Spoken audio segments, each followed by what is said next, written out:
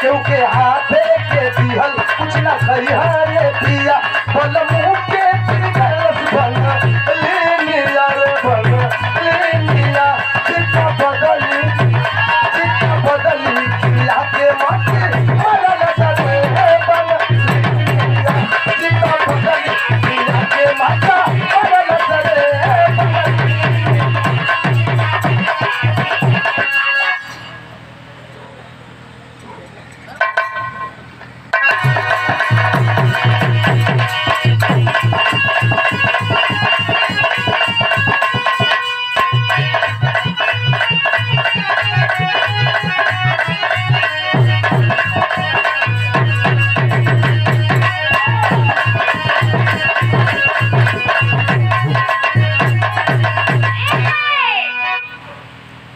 आई आप लोगों का फरमाइश बा कि कांड हो जाए ना। बड़ी अच्छे कलाकार स्टार कलाकार हैं आप, खूब सुंदर गोल मटोल लंबा चौड़ा आप लोग देख ही रहे हैं, तारीफे काबिल है। आज के हीरो, आज के शेर, अपरन सम्मानित देखो खत्म तो नहीं हुआ। देखो भैया यो लहान खोजत हुआ तो भैया वाली कही नहीं होता हम कौन सा लेकिन बोलना बिना तो रहना जला इनका। आप बड़ी अच्छे कलाकार सम्मानित देवालाल यादव जी, आपके भी आपके पूरे पार्टी टीम के मंच के माध्यम से, मंच की ओर से आपके भी कोट कोट से अभिनंदन, स्वागत अभिनंदन है। और हमारे नौजवान साथी आप लोग भी कोट कोट से अभिनंदन, स्वागत अभिनंदन है। और हमारे ऑपरेटर भाई भी आप लोग की स्वागत अभिनंदन बा की व्यवस्था बहुत बढ़िया बा, अच्छा बा।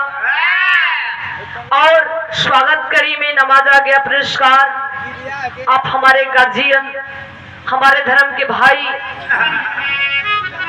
राजेश यादव जी, बड़े सम्मान में स्वागत करी में सुंदर पुष्पहार और एक बनारसी सफा दुपट्टा और 200 रुपए देकर के सम्मान में आपके भी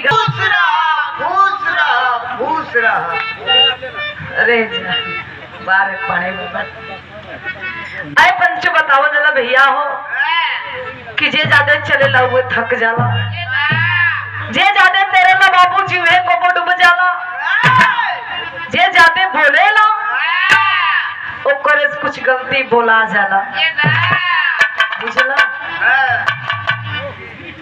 ऐसे बाबू भैया हो हमनी दोनों कलाकार कोनो गलती करना बन जाए भाई बिरहा गवेल है